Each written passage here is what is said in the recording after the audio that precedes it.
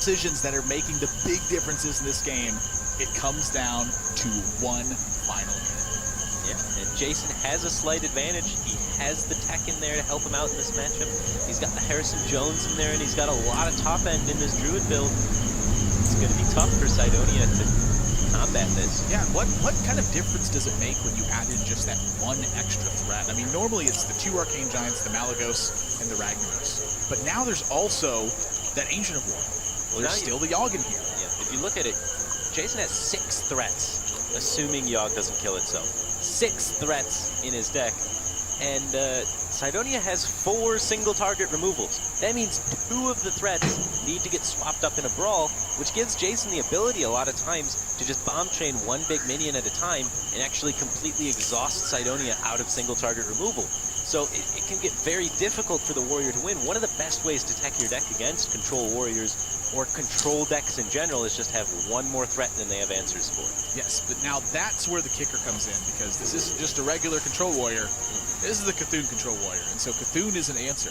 Yeah. Ancient Shield Bearers sometimes are answers. Exactly. Twin Emperor could be an answer, and he's got the Gorehound. So if the Druid gets off to a slow start, and the Cthulhu warrior is able to kind of keep up with it and start pushing ahead on those power turns with the Twin Emperors and gain tempo, then all of the minions become responses to the bombs. But if you're behind in tempo, none of your minions are responses to bombs, because they play a bomb, you would have to develop a minion into it, they punch you in the face with the minion, then you can answer, and that's just too slow. So it's going to be really important for Cydonia to try and get something on the board and try and be on the board.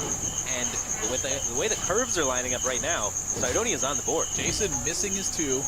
Cydonia landing his 2, the only 2-drop in the entire deck.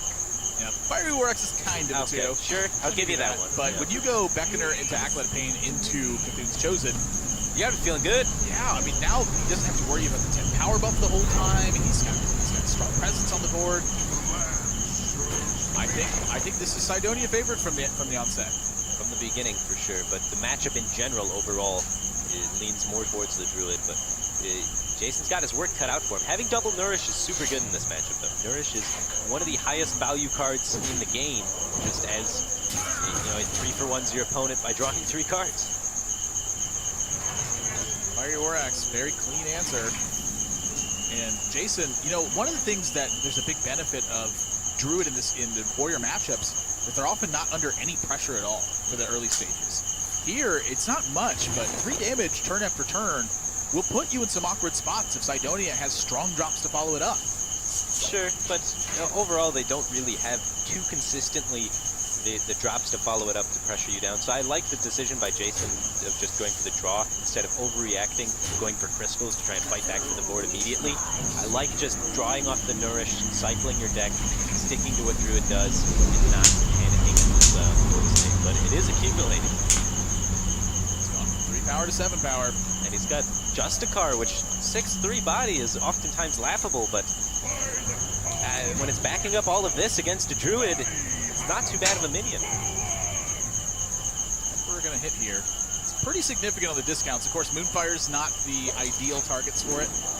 This Emperor, honestly, to me, seems more like it's because Jason is so far behind than it is because this Emperor is a big enabler here. Well, a lot of times you want Emperor to set up for your ability to deal upwards of 26 to 35 damage with your Malagos, and this Emperor did not set up for that to happen. It's not really building any sort of Malagos combo from Jason. It's just, as you said, just desperation, trying to discount his hand so he can fight back on the board. One of the key things it does is allow Fandral and Nourish to come down in the same turn, which could be extremely powerful for helping swing the board while also cycling your deck. So Cydonia going to lead with the Divine Shield and say that Ravaging Ghoul is enough to add to the board. Picks up a card draw. It's still a healthy board state. And that's a good pickup. Yeah, a great way to respond to the potential Ragnaros. Great way to respond to potential Ancient of Wars, and just one of the better minions in the deck for Cydonia at this time, for sure. Jason's hand is awfully heavy. And full. Already up to 10 cards in his hand. So if he does go for Fandral Nourish, he would overdraw, but have that available to him at a later stage in the game. Just going to be doing a little bit of cleanup now. He's going to hope that Cydonia slows down after this, but it's not going to slow down. He's got plenty of threats to back this up. The worst nightmare now is that if Twin Emperors comes down right on curve on turn 7 after all of this early pressure, Druid just has not great ways to potentially deal with that. So really hoping that doesn't come down. This is still pretty bad. Yeah, still like this is the second nightmare. This is what you don't want. You don't want to be facing down a 6/6 because the body of it is pretty good against Druid. Oftentimes they have to mulch it. Cydonia's just face warrioring him down with Cthulhu Warrior. Well, honestly, it's kind of taken on a Dragon Warrior role where it's just playing stuff on curve and attacking a lot. Yeah, and that's the position you really, really want to be in as the Cthulhu Warrior because that's when your minions actually become removal for these threats that you don't have enough removal for.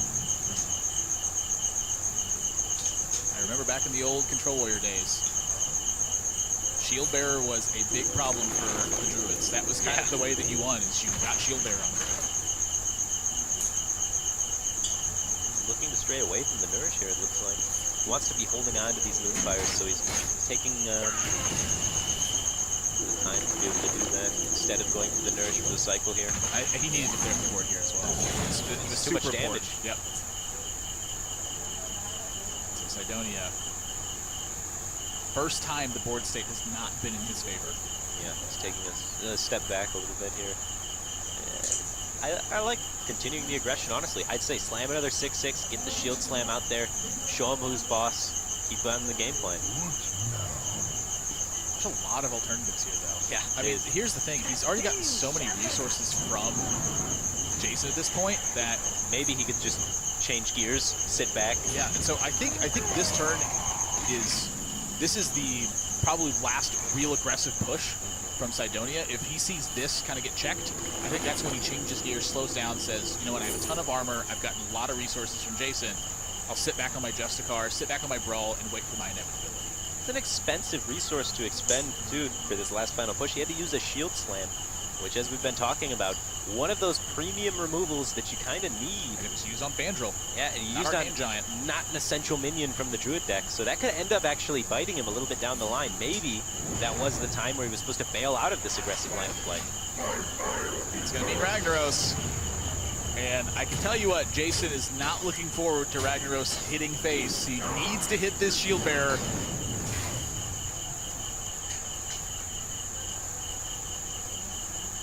I mean, is there a play other than Sylvanas here?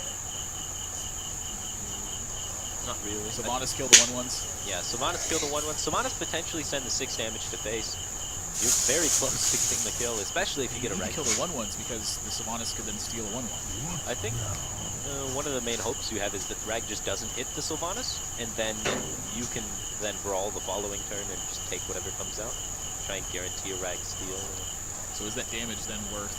The damage is worth a lot right now. When your opponent's at 24 and you're a Cthulhu Warrior with Cthulhu in your deck, the damage is definitely worth a lot. He's going to choose to tank it and execute. Saves Sylvanas to answer something else another day. Keeps the 6/6 pushing. He's just playing Justicar then? Yeah. Okay. Still just going off with an aggressive route here, just making sure he can keep his minions alive. And using removal a lot for tempo rather than for value. So still playing very tempo-oriented as the Cthulhu Warrior. It's been working so far. He's hoping to continue that game plan. And, you know, oftentimes when you have a game plan that starts working, the best route is to continue sticking to that working game plan. Does he have the resources to handle that? I guess if not, he's got the fallback of the tank up. Every single turn that Jason spends having to answer this. Well, the thing that gets scary is he's running out of single target removal. You know, we've seen the Shield Slam, we've seen the Execute. There's still this Arcane Giant, there's a Malagos, there's a Yogg. 3 threats in Jason's hand. And on the following turns, he's going to be able to remove, using this Malagos plus the Moonfire, just keep bomb training these threats. Now, the Execute was used on a proper target. Sure, the proper target. But still, the Shield Slam, that's haunting him right now. Oh. You gotta deploy the Sylvanas, right? You can eat the Giant, it's totally fine. I don't know. See, I figure if you're going to use the Sylvanas the way that he did, then he would use Sylvanas on the Rag turn. Sure. Kill off the 2 1/1s. Yeah. Let the Rag do what the Rag's going to do, and then figure out how your Sylvanas creates such massive board tension that Jason has to respect this. I think that would have been better, but I think now, you know, that ship sailed. Let's just play the Sylvanas now. It's still going to get pretty good value on this board. We can make something happen. awkward for Jason. He probably might have, he has the ability to, build treants into it. He's just going for the Yogg here. He doesn't want to lose the tempo. Yogg's one of the weaker minions in this matchup. Okay. And here, he has an opportunity to really get some strong value out of it. Eye for an Eye and Confuse are not going to be the strongest. This is 7-9.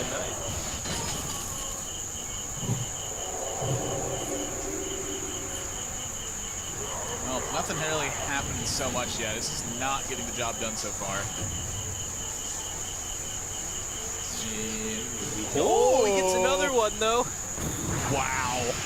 Okay. Gets another Yogg, then blows up the board and draws 3 cards. Adding more power to his deck is definitely something that you want to be doing, and now he's getting to that position where he can outvalue Cydonia. Cydonia's been playing the tempo game all game, just tempo, tempo, tempo. Is that enough? It's not quite enough. There's a mulch on the other side. There's a mulch on the other side, and it's not going to do enough damage to really close anything out. It's really only not 10. that big. I mean, I'm going for it, but Procs the Eye for an Eye, so he gets that out of the way. Cydonia still has a lot of direct damage remaining in his deck. He has the Fiery War Axe for 6, the Gore Howl for another 7, so 13 damage remaining on his side, but he's staring down the Moonblade portal potential. it'll be mulch portal for sure. Yeah, and Jason's going to be in a very safe spot. Sea Giant, extremely good minion going into the later stages here. Just a big thing. Yeah, that's all you really want out of the mulch. Something else that they kind of want to mulch again, basically. I-4's pretty awkward too. That's not an easy kill for Cydonia right now. And it's not a great minion, but he'll get the job done. Really contemplating this play. It does overextend. There's 2 brawls inside Cydonia.